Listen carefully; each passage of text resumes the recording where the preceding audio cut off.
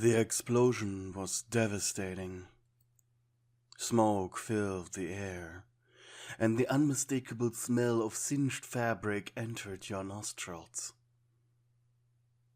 You had been caught up in a training match with BOKU Katsuki, a first year like you.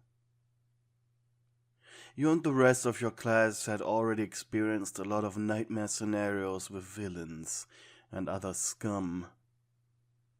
The recent retirement of the #1 pro hero All Might had led to a flood of violence. Because of this, the daily training regimens had become harder. The new generation of heroes need to be battle-hardened as much as possible. Sadly, however, it seemed, the fact that you and your classmates were still between the ages of 16 and 17 was moving further and further into the background. For a new training exercise, your homeroom teacher Ayazawa had decided to make the weaker students fight the stronger ones in a knockout round. Among which were you. Your enemy, Bakugo Katsuki. The boy was wild, always angry, seeing any act of kindness as something detestable. But you actually managed to do quite well.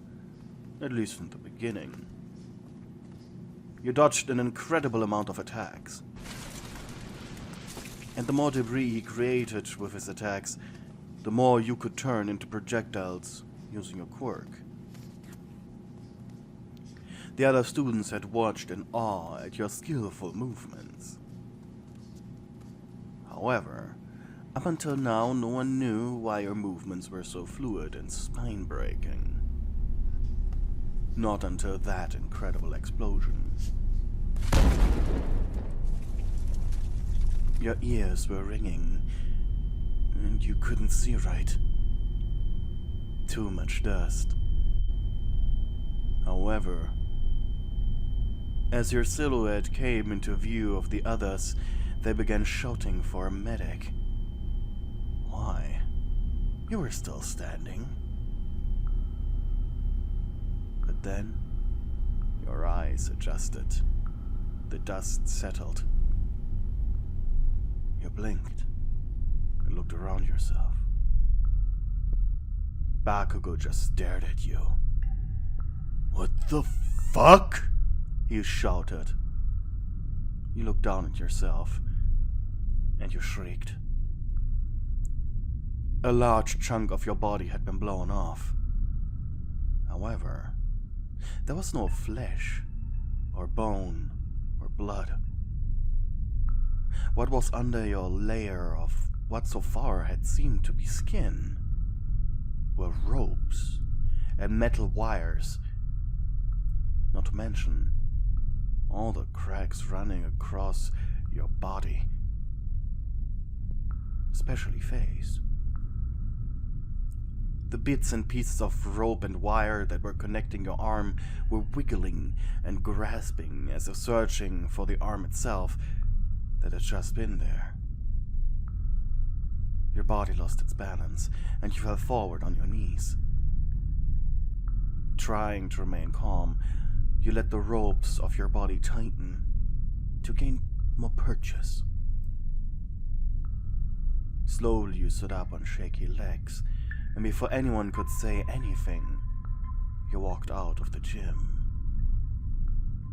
You heard a few voices call out for you, but the further you got away, the faster you ran.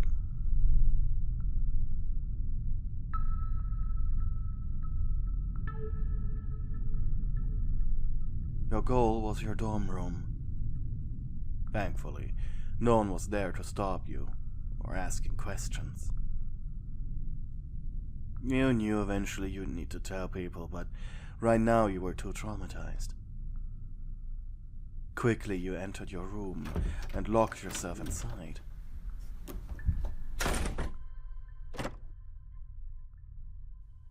Took a quick shower before hiding under your blankets. Silently you sobbed to yourself. What a joke. Maybe you weren't cut out for this after all. Over the next few hours, Aizawa came together with Recovery Girl. To both of them you told your story in embarrassing detail. Before they left, they promised to tell your parents, so they could get replacement parts. Later, the girls from your class also demanded entry into your room, claiming to just want to chat. Even Bakugo had knocked and barged in, clearly forced by a homeroom teacher to apologize to you.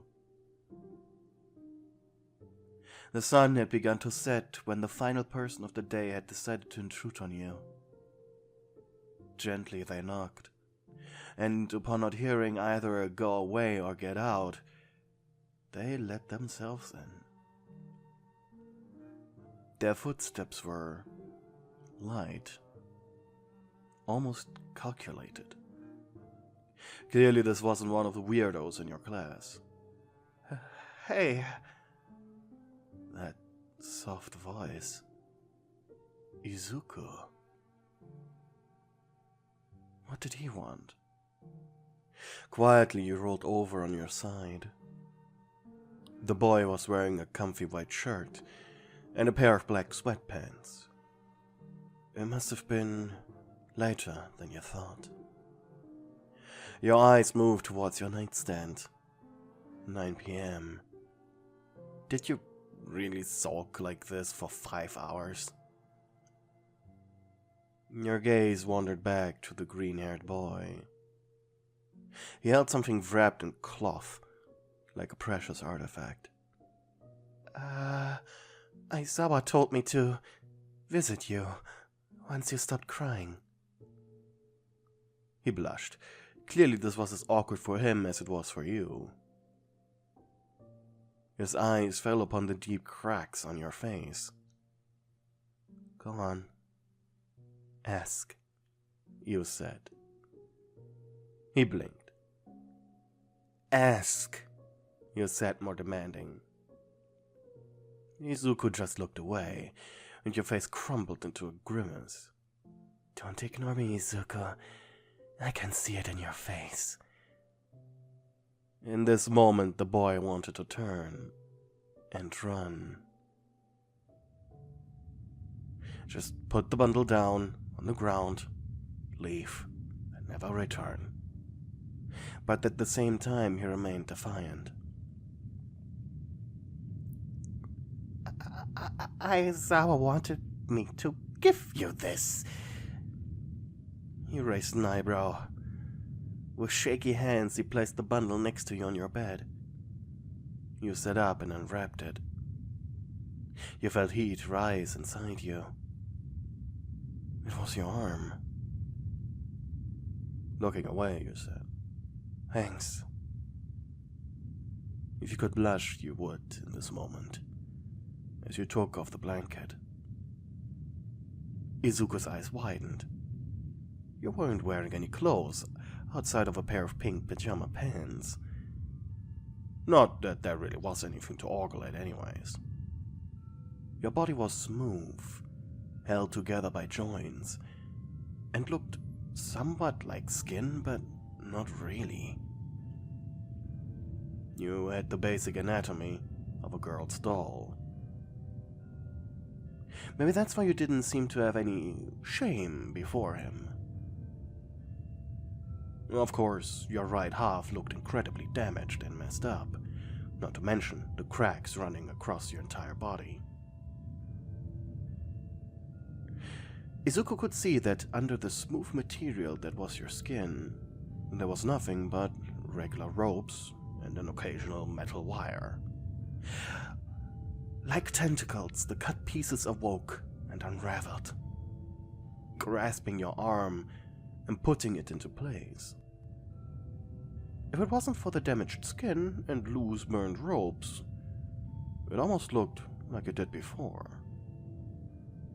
Save for the cracks. Once you regained control over your limp, you threw your blanket back over yourself, only your face being visible now once again. Enjoyed the show, you growled sarcastically. Izuku awkwardly scratched the back of his head.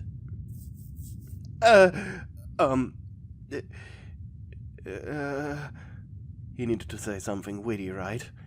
Alright? I certainly, didn't expect the first bare chest I see in my life to be less, he gulped, too shy to say the rest of the sentence. Go on. You were a little amused by his awkwardness. I expected, you know, the first bare chest I see to be more fleshy. His tone, his face, such a dork.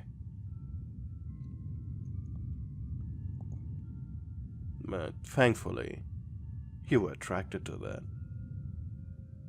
Sighing, you asked, "Are you clean?" He blinked. Clean? When was the last time you showered? 2 hours ago?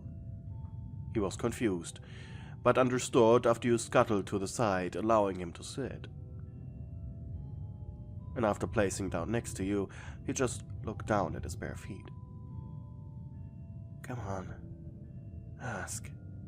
I can tell you want to, you said, your face barely moving. However, a piece of your cheek fell off and landed on the ground. As you leaned forward to pick it up, he was faster and gently inserted it back into your face. Overcome by emotions, you looked away.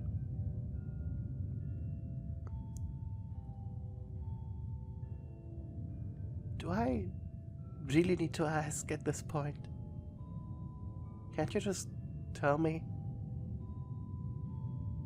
You sighed. It's easier when people ask. Alright. Why are you a doll? It began when your quirk first manifested. An incredibly powerful psychic ability. However, your 5-year-old body could not handle the unstable nature of it. And it gave up. Unbeknown to even yourself, your mind was still alive, while your body wasn't. You had become a spirit of pure psychic energy. You would possess your own corpse without realizing it. Sure, your parents, friends, everyone noticed your body being cold and pale. The decomposition of your body had been slowed due to your spirit giving it some energy. But eventually, you had been brought to a hospital, where your world and the world of your parents had come crashing down. At the time, you were living on borrowed time, and the doctors did what they could to preserve your body for as long as they could, until a solution was found. And a solution they did find.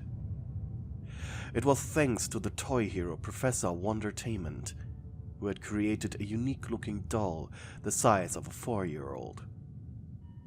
And you were taught by the spirit medium hero the Seventh Sense how to release your body and enter the doll.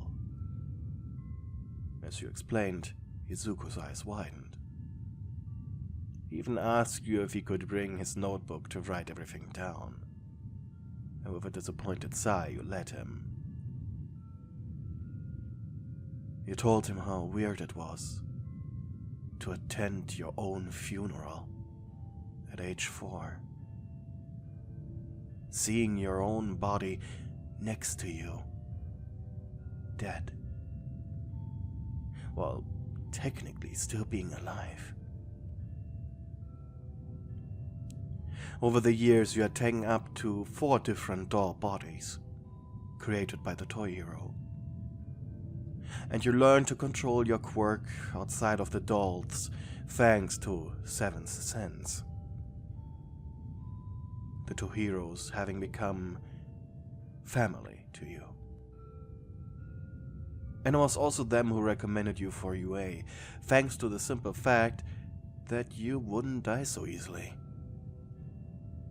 You could simply upgrade your body with lethal and non-lethal weaponry, and well, still could manipulate other things outside of it, like rocks, and use them as shields or projectiles, like any other psychic quirk user. This is fascinating, said Izuku as you finished your explanation. What was your quirk called again? You blinked. Sentience. Sentience, he repeated with a pleased hum. Why are you writing down all of our quirks anyways? Izuku smiled awkwardly and blushed hard. Well, I sort of got used to it. As a child, I would analyze people's quirks and battle strategies in the hopes to then hone my own abilities. He offered you his book. Here, after Kachan got hold of one of these, I rarely show them around, but you know, I think I should show you. Next to a rather cute chibi drawing of the puppet you currently inhabited was a lengthy description of your past. Some things you said were weirdly detailed, while others he seemed to barely waste time on. You tilted your head. The information's here. Wow, some of them he must have written down as you fought Katsuki. You'd be lying if you said that you weren't impressed. Actually, you were really impressed. After returning the notebook, however, he asked another question. So, like, how do you feel? You blinked. I mean it. You sighed. I don't know. My bodies never were this damaged. It's a really alien feeling, looking at something that should hurt. So much that I pass out. But I don't feel pain. You furrowed your brows. Actually, I feel very little. But it's embarrassing walking around with a body that's so shattered. These cracks. The two of you went quiet for a moment.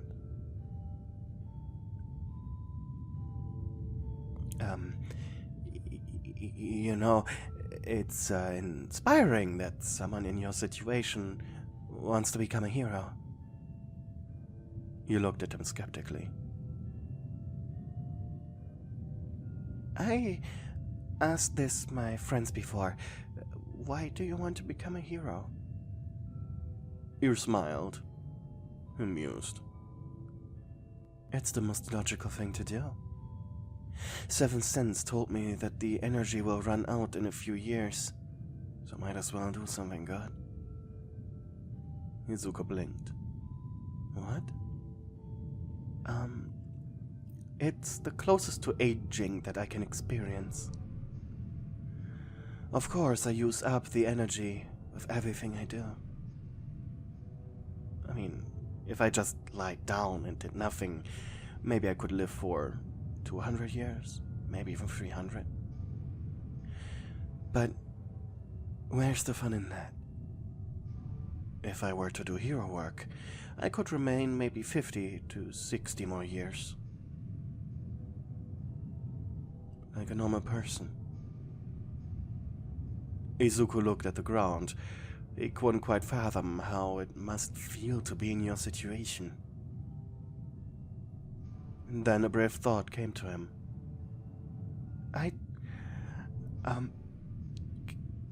Can I show you something?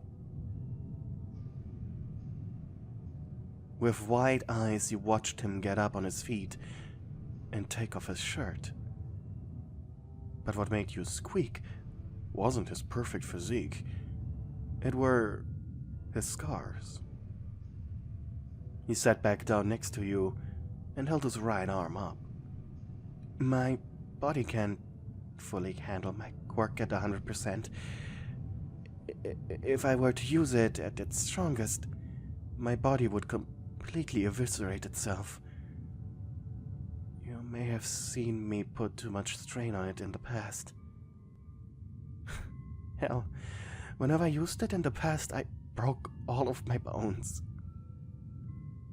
Gently you grasped his arm, and you shuddered upon feeling your touch. The synthetic skin felt cold against his own, making him shiver.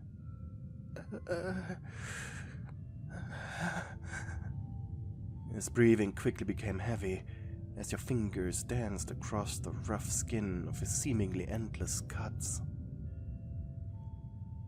His shoulders jolted when the sharp tips of your fingernails scraped against one of them ever so gently.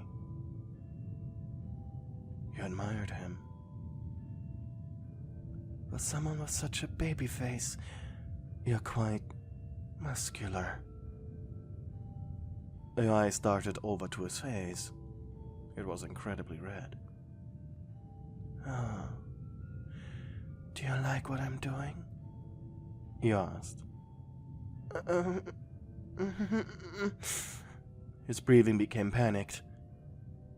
Gently you pressed your hand onto his chest. You know, I've seen you ogling Uraraka. His right eye twitched. What's wrong? I merely made an observation. Also, you're the one who took his shirt off.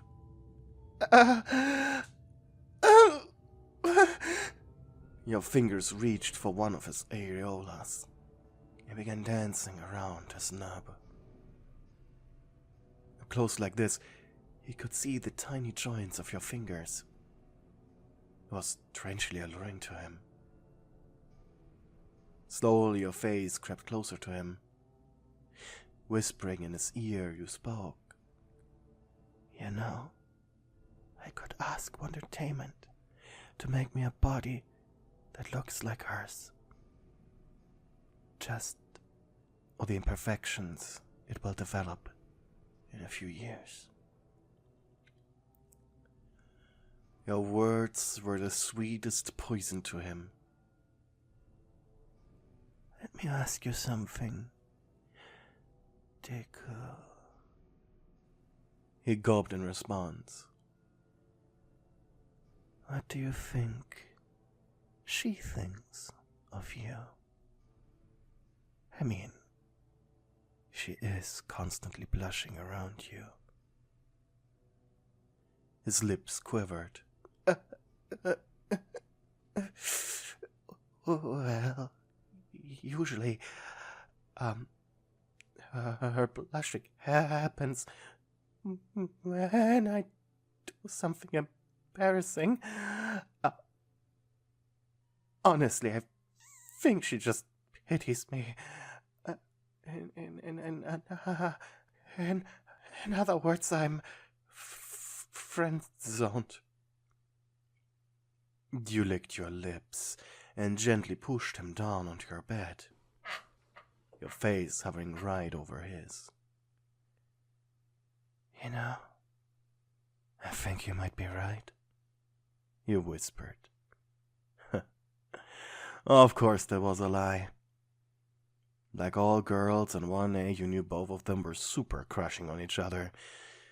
But guys who were vulnerable and meek like him really turned you on. Hence why you said what you said next. You know, I can be whoever you want me to be. Of course not now. You have to be fine with this. He looked up into your cracked visage.